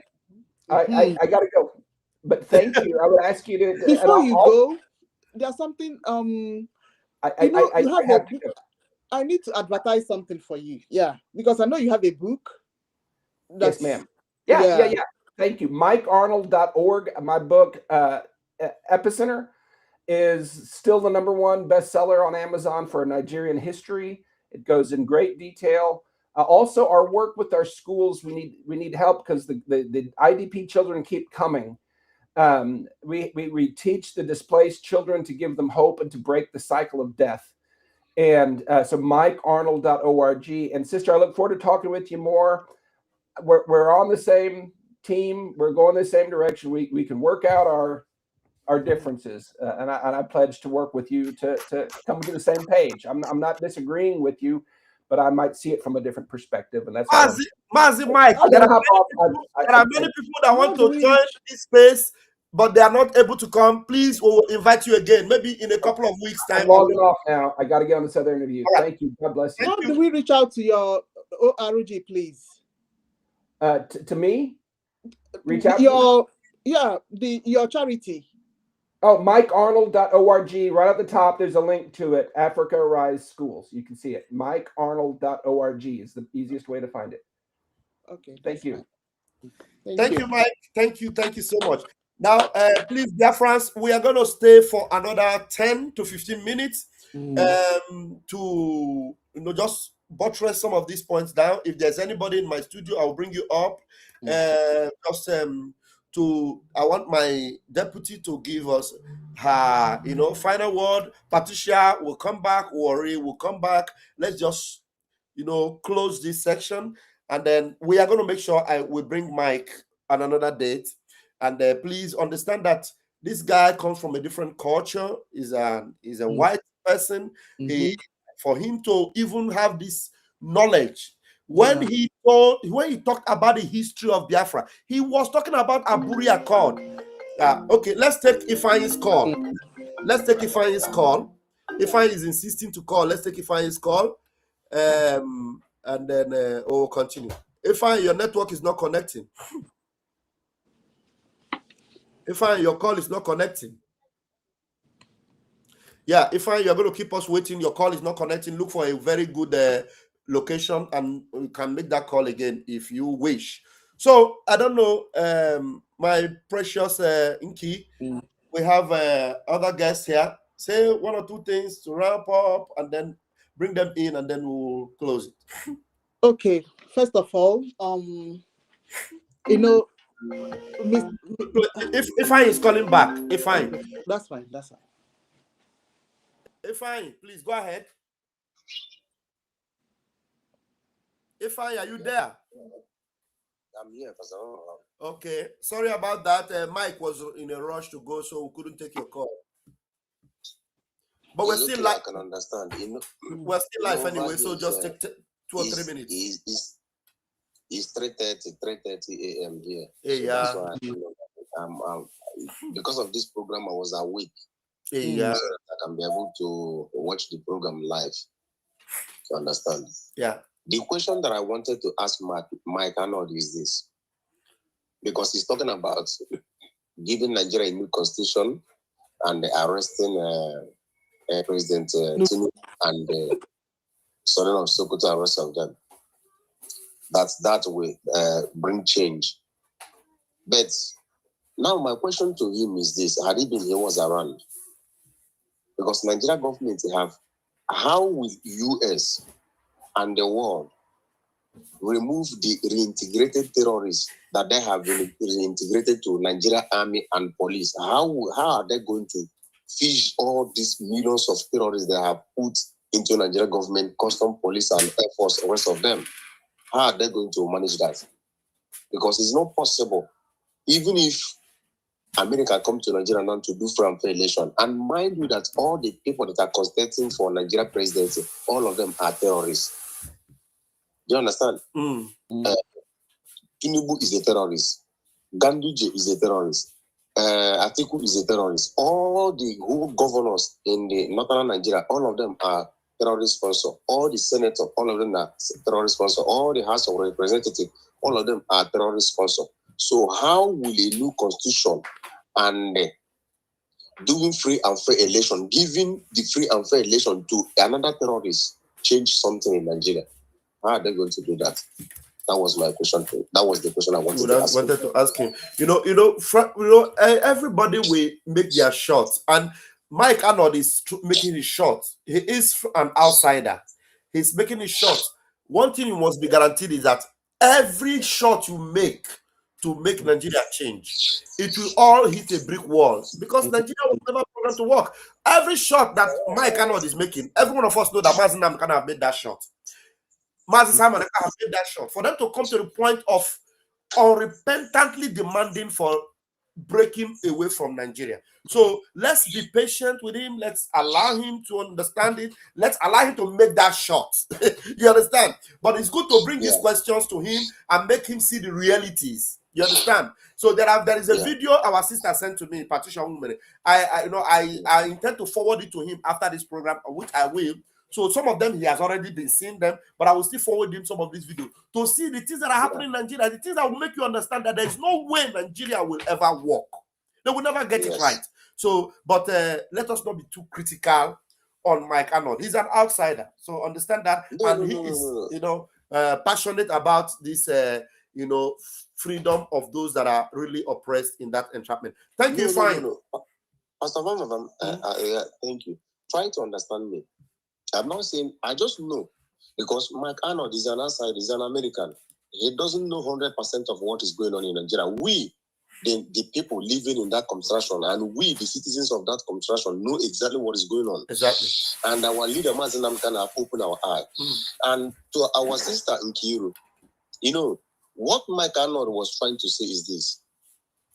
Mazi Nnamdi Kanu have laid a foundation to us to follow, which was the foundation that our leader, our Prime Minister Mazi Samonekpa, followed. And since the Britain and the rest of them have combined together with Nigeria government to take our Prime Minister away, our Prime Minister have already laid down a government structure for us to follow. But the problem we are having in that government now is this, because there are so many people that Nigeria government have got, which are in the government. That's the problem we are facing. Had he been there, but my Arnold doesn't know now. Everything will be moving on. Go ahead. Our Prime Minister will be useless. But now they have found out that our Prime Minister have slowed everything down. And that's exactly what they want us to do, to be fighting for the release of our Prime Minister. Do you understand? So to me, I wouldn't want any other chaos to come into the government. Anybody who have anything should keep it aside. Let us focus and fight what we are fighting for. That is my own take this night. May God bless you, because it's already late and I'm disturbing my family. Thank you so much. Thank you so much. You're fine. We appreciate you. Thank you so very much. I appreciate you. All right. Deputy, please go ahead. Okay. Yes. It's not like I'm blaming. So it's only people that are into a struggle will know the intricacies of what is going on inside the struggle. So Mike Arnold is trying to use Bible to say that but Paul was not a freedom fighter. He's a religious. The scenario is completely different scenarios. So we Biafrans, we know what we are up against, you see, and we know the people that are capable of helping us to get what we want. Anybody cannot just come and assume leadership and say that you're moving on. You're continuing from what the former leaders established. It cannot work in our Biafra struggle, and all of us into this struggle know it. You see, so we have a structure. You see, that structure is there. People that are on ground can follow that structure, but who will help us use that structure to get what we want? That is the question. Structure now. Mazi Nnamdi Kanu laid it out and gave it to Simon. Simon laid it out as well. Now, that structure needs to be utilized. Who will utilize it? That is the question. And that is what Mike Arnold will not be able to grab now. It's small, as we are explaining. He just started. It's not this, just last year. He's gradually moving from Nigeria to actually understand what we are doing as Biafrans. You see, so my people, yes, Mike is interested. The most important thing is that he is interested.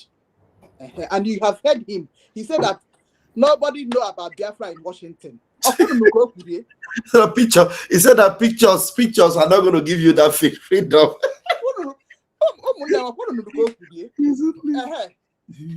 So Thank you very much. it's not only me that heard it. So we have a lot of work to do, my people.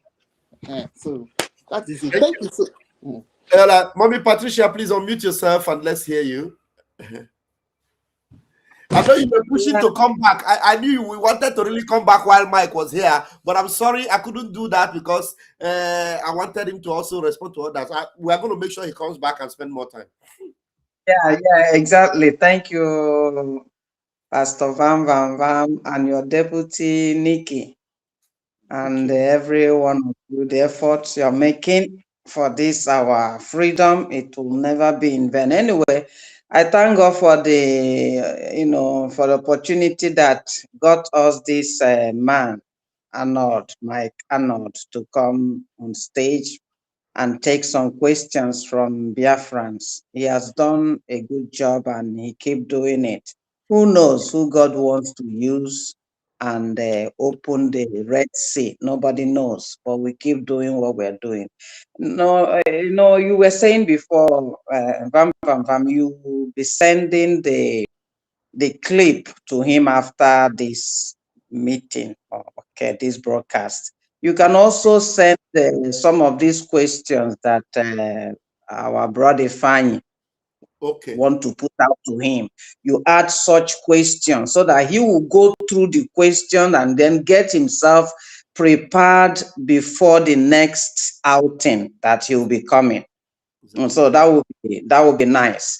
Now, another thing that really got me, I don't know how to put it, was when he said nobody knows about Biafra in Washington, So all these gara here and there, they have not yet heard about Biafra. They have not yet seen nothing. Okay. Even, oh goodness me. So what have we been doing all this while? Making noise, and the noise have not even reached to the gate of the city. Then we have to find another means whereby this thing we are talking will get into the hall where a tram is. So if it will be this Mike Cannon that will take. Remember, he also said he's making effort to get an audience with the president. So that's the prayer we need to be praying. We need somebody like him to get that audience. Because if Mike gets audience with President Trump, then we are good to go. We are good to go. We are good to go. Yeah, that's what I want. Yeah, that's what I want to say. So since all this gara didn't even get to the ear of Trump, apart from the one he said he had a conference and the thing took Trump, attention, took Trump's attention. So he can as well with these questions and some of these pictures which you sent to him before the invite. Let it be that he will know how to get this drumming to Trump's ear, because I think he's the only sincere person I can see. I can say that has been bringing this thing out, while the rest are making camouflage, just drumming for nothing. It's a shame, very big shame. So if it's him that God will take to go to Pharaoh's seat, let God send him, but let's give him the things he needs to do that. Yeah. That's all I want to say for now. Thank you so much, Mommy Patricia. Thank you so much. Worry Sister, I need to give you a round of applause. Unmute yourself. Worry Sister came. Yes. Worry Sister came with double silencer questions that actually, that was good. Worry Sister, go ahead. You have the mic. Thank you. Inky, thank you very much, my sister. I'm so sorry I didn't come on time. I'm so sorry. Because, so all these people, like you just said that they have photo. They were just doing photo in the White House, taking pictures. Let them come out now and dispute it that what this guy just said now is a lie. We want to hear from them. Those people that they say they can bring Biafra. We want to hear from them. The people that can bring Biafra. Yes. I tell you, if I've been speaking with Mike, I've been chatting with him. If I tell you what that guy did, I don't want to start talking. Maybe Mike may not give me the permission to say that here. Incuri is aware. So let's just leave that, but we're happy that the truth will come out eventually.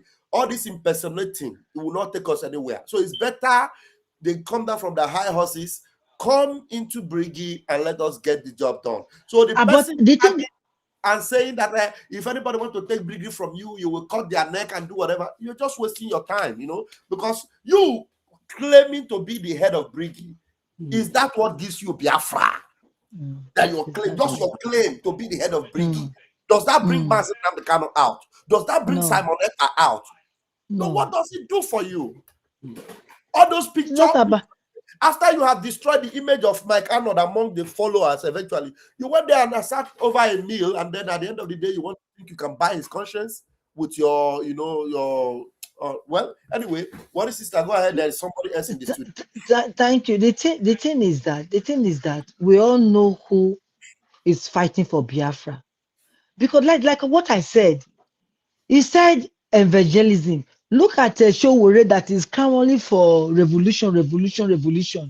If this man is a one Nigerianist, why is he not joining Showore to say revolution? He's fighting for the goodness of human being. It doesn't care where you are, who you are. He just want to fight for humanity. That is what he's doing. You know, he's fighting for humanity. He said he wants to try and get to Trump.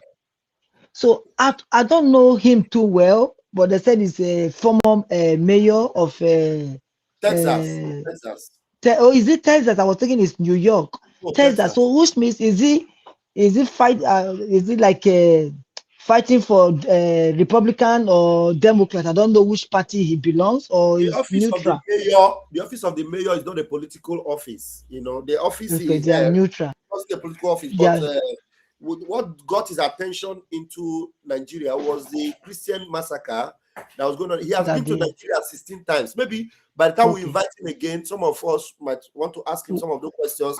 We need to find out his visit to Nigeria, some of the things he saw. What are the things that shaped his mind to make him begin to fight the way he's fighting? Absolutely. And he said something. He said they should arrest Tinubu should come and face trial, and the emir of Sokoto, Sultan of Sokoto. So if that is the case, Britain will stand trial as well, because it's Britain that is giving them the mandate, the power for them to do what they are doing. Because without Britain, they dare not do what they are doing. So you cannot say you want to arrest or any of Sultan of Sokoto should come and stand trial. In which world, where will he come and stand that trial? And Tinubu in America is a criminal. What have they done? What have they done? Tinubu is a criminal. They know he's a criminal, but when he by force himself into presidency, what did they say? They didn't say anything. They did not come out to say, oh, they rigged the election. Oh, it's not supposed to be there. How can this person be there? They didn't say nothing. They kept quiet. Do you think America will want Tinubu to come and face trial? Because they are working with Britain. So for Tinubu and Sultan of Sokoto to come and face trial, they are indirectly saying Britain to come and face trial. That will never happen. So that is why only we fight ourselves to this victory, just like the America did. When they were fighting for themselves to get independent, they fought on their own. They did guerrilla warfare, and that is what we are going to do. If not, the same European Union still told our leaders, say, go and do something. Now it's somewhere. The European Union that asked us to go and do something, they are not raising their head up. They gave Nigeria how many months to release him? They haven't. What are they doing? They kept quiet. Rather, they have found a way to lock our PM. And you think I'm going to believe them? All of them are foul. We'll fight ourselves and we'll go get to the promised line. Thank you, my brother. God bless you. Thank you, Nkiru, my sister. God bless. Thank you so much. We have Ezioku. Ezioku, please grab the mic. Someone else. Let me bring him in. Ezioku, please grab the mic. Augustus, you have a mic. Thank you, Ajere. the issue is that on this issue, Mr. Mike has spoken well, and he spoke to the level of his understanding concerning the issue now. And I know before the next time he will come to your interview, he will get more knowledge Exactly. Yes. concerning We have many job to do. You're right. issues. He even made a very, very valid point, when he talked about pictures cannot give us freedom. No.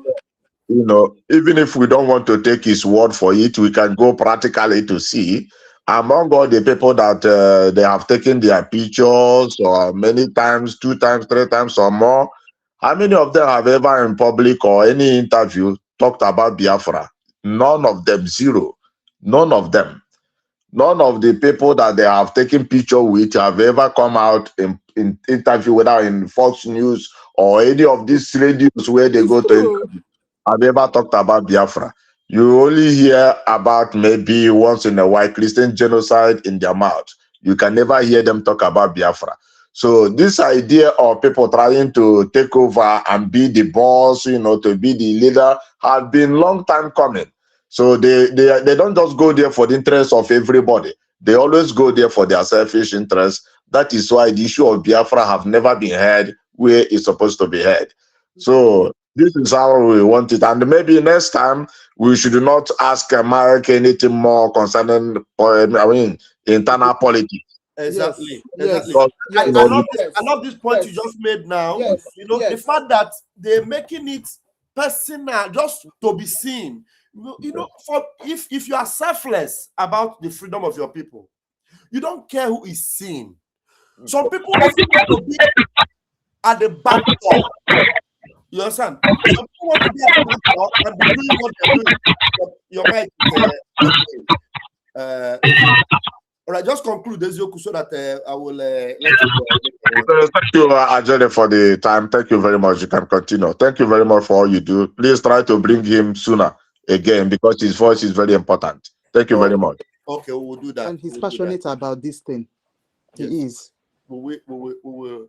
Nkiru will work on bringing him back maybe once again before the 30th of May, and then we would love to have him be our guest speaker at the 30th of May. We need to do that. We'll get him to join us on the 30th of May. There's a caller that wants us to give her the microphone. She wants to say something. Let me do that, and then we'll conclude. All right, Mame. Pastor Van Van. Yeah, Mame Jima, you are audible now, so you can speak. Oh, fantastic. Yeah, I want to correct my worry sister about when he was saying about when they rig election, what did America did. I want worry sister to understand that is Obama indirectly as he's acting as a proxy in the United States. She should also remember during the time of this man, Tinubu and Co., that is sleeping Joe Biden is on power. So they support Nigeria 1,000%. If also she will remember that they removed Nigeria from a particular consigned country, is Donald Trump and the Republican that put Nigeria to a country of particular consign. There is bribery and corruption going on in America. America is not that too righteous. But thank God that Donald Trump is there. Donald Trump doesn't accept bribe. He said things as it is, as he feels. But others want him to be talking political correctness and those stuff. He doesn't believe that. And this is Donald Trump who put Nigeria in a country of particular concern during his first regime, and this sleeping Joe Biden came and removed it because envelope has exchanged hands. And not only that, as of course, as our leader said, in Nigeria, elephant flies. So yeah, so that is it. So now the people on power now, they don't take bribe. That is why they are creating all this chaos. Sorry for my pronunciation and my English. After I'm not an English woman, I'm an Igbo woman. Exactly. So anyway, that's why they are creating all this confusion, creating kebabs every nook and corner, you know, but they will fail.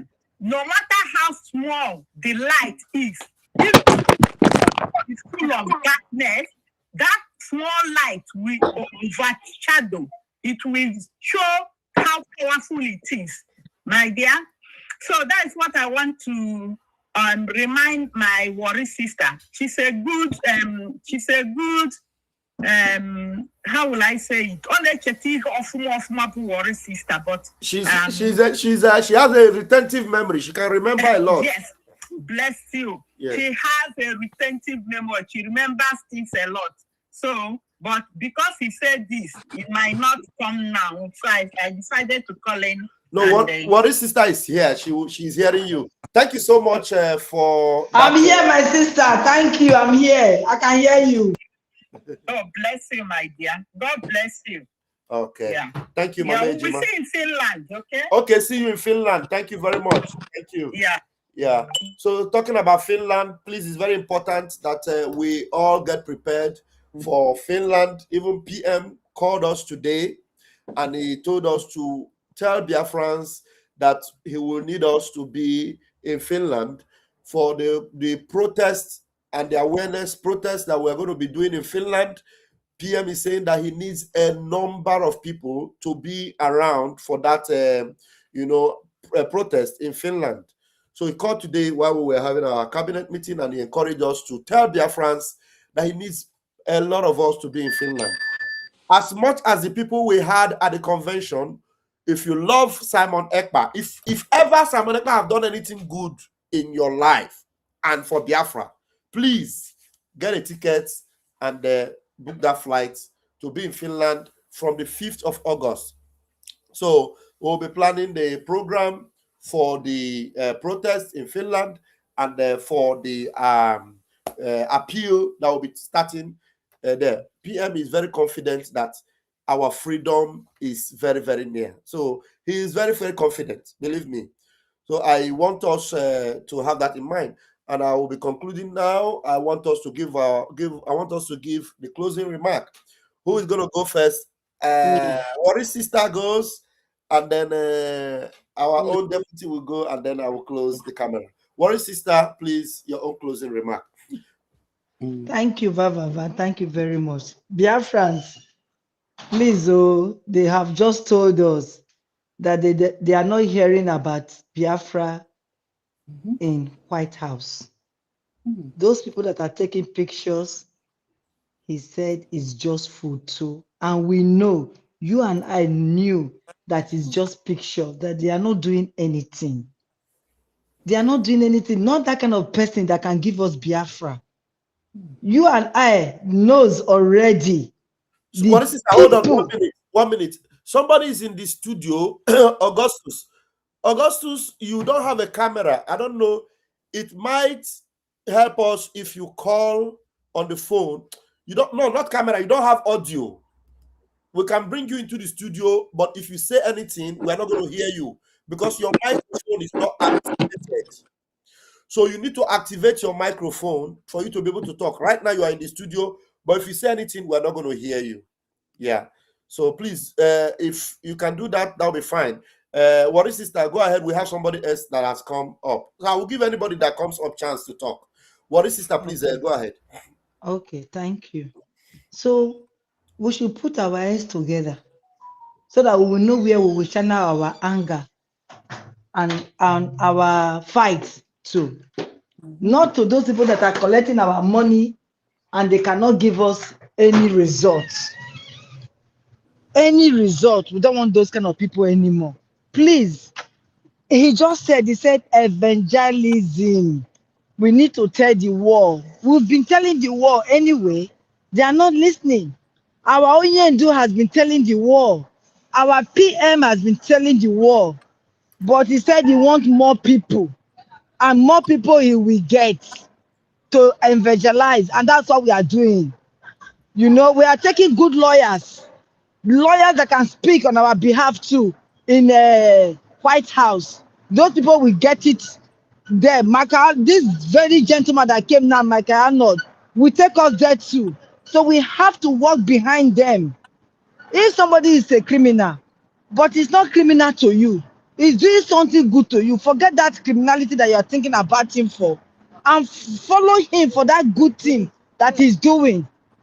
You understand? He might be criminal before, but now he has realized. He might be one Nigeria before, but now he has realized. He doesn't want one Nigeria. He wants division.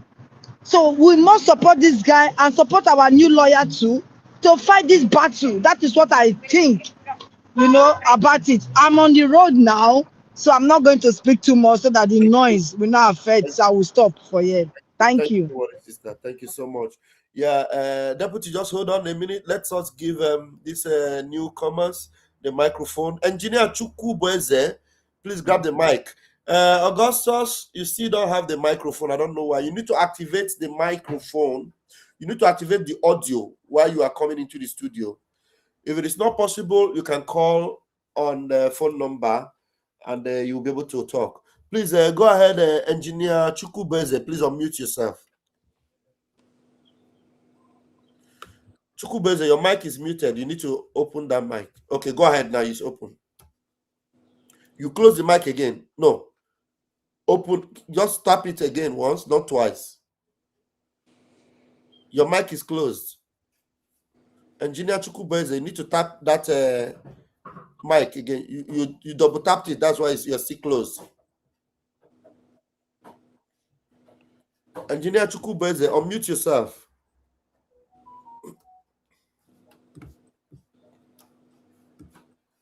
Chukubeze, can you please unmute yourself from that your side? You did it before. Why are you not able to do it again? Huh? I wish I could do it from here. I can't because you have to unmute yourself. Just tap that mic that you typed before. Tap it again and you unmute.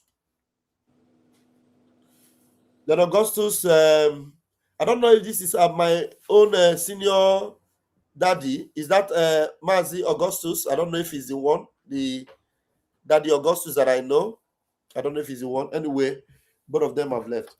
Okay, my own deputy, please go ahead and give us your blessings, and then we'll call it a night. Okay, thank you. Thank you, everybody that have made our time to to attend this very, very important meeting with Mr. Mike Arnold. The most important thing is that Mr. Mike Arnold is very interested in actually what is going on in Biafra. Yes. He has seen that contraption is not working. Yes. He wants to support. So I used to pado moka. I used to pado. You see? Yes. So what we are saying is that me and Honorable Minister of Information, Honorable Pastor Van Van Van, yes, so we'll be in constant communication with Mr. Mike Arnold. Anybody that is passionate about helping another person is have that thing that is pushing Biafrans. Yes, and is inside Mike Arnold, as you can see. He hates injustice. He hates liars. You can't bribe Mike Arnold. You can't. If not for his qualities. So we will supado like Mike Arnold. That is what I'm trying to say. After I will discuss with my Pastor Van Van Van. Yeah, thank you. Thank you very much, my deputy. And you have a lot of work to do because I will make sure that you are the one, you are the one that will be doing that. Those are fixing the appointment for our next outing between us and him. So you would be the one to arrange for that.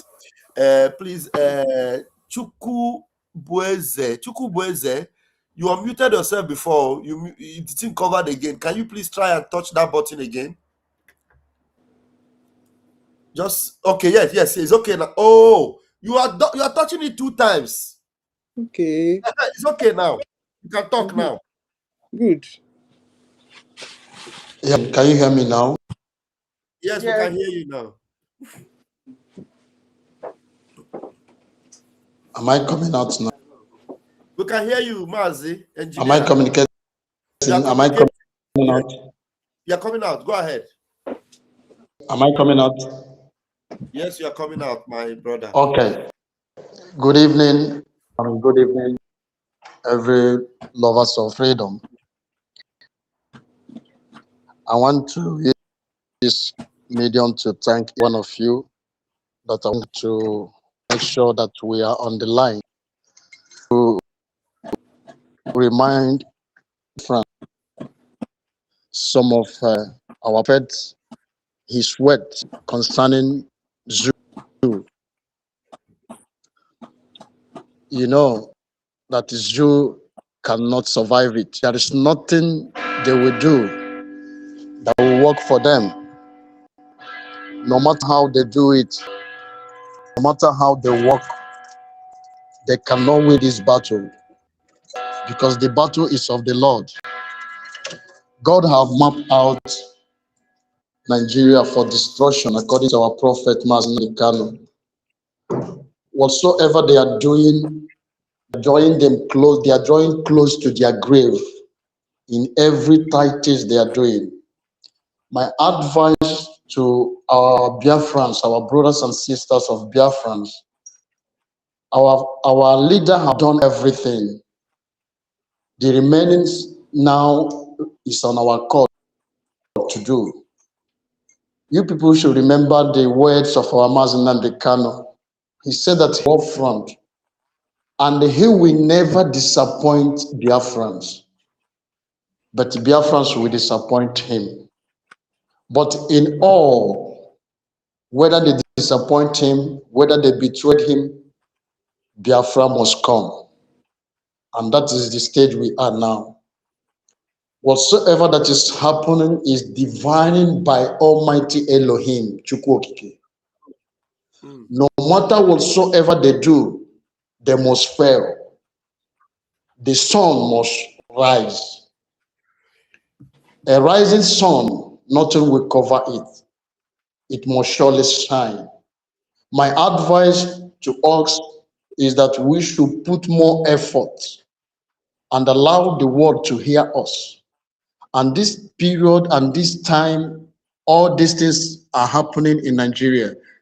This is the time for us to show more awareness, to show more concern, to rally, protest all over the continent, both in Nigeria, both all over the place, Italy, anywhere Biafrans is, to protest of releasing of Mazi Nnamdi Kanu so that the world would take notice of it. It's true that we have been doing it for all these years, but I think this is the time to do more so that the world will hear us. Remember word of our prophet. They said time will come when themselves will be discussing Biafra, not us trying to lobby them for them to speak for Biafrans. They have already speaking for Biafrans. So I pray that Almighty Elohim will grant us this freedom, because it's only thing that will make Nigeria to survive and make us to survive is only Biafra. Biafra or nothing. So I plead each and every one of you to follow the right path, to do the necessary things, coordinate many Biafrans all over the world, all over the countries, wherever they are, to do a mega protest for releasing of Mazi Nnamdi Kanu. I pray that Almighty Chukwokike will grant us understanding. And Mazi Vam, I thank you so much. I always listen to your message. I always listen to you both morning, every day. And so many of you that are working tirelessly to make sure that Biafrans get the news and true gospel that we need to hear. May Chukwu Kebiama bless each and every one of you now and forever. He say. Thank you very much, Engineer Chuku Boeze. Thank you so much. And fellow Biafrans and lovers of freedom, I am happy that you all are part of this tonight. And I want you to know that more of it are coming. And what we actually need is impact. It is not because we want to be the ones that are doing it. We want them to see us. We hosted my Arnold. We're doing no. We want to make impact. And that impact we shall make. Our leaders will be out and Biafra will be free. In the mighty name of Chukwuka Biama. He say, appreciate all our panelists. I appreciate Mike Arnold. Thank you so much, Mazi Mike Arnold. Appreciate the deputy. Thank you so much for being here. You're looking so dazzling and beautiful. Thank you so much. Please, Augustus, we couldn't get you. I put the number. You didn't call the number, and you do not have a speaker. You don't have a microphone. If you had called on this number +393510033521, we would have been able to hear you. But maybe that will happen next time when we meet. Madam Key, do you want to say something else before we close the camera? No. All right. So, Biafrans, you will hear from us again. And just like Helen said, maybe next time when we have such a meeting, we'll also open the space, like Helen said, so that other people from the space can also engage from the space. We'll try and see how we can multitask ourselves and do that. Thank you very, very much, Biafrans. We'll see you in our next outreach. Day one.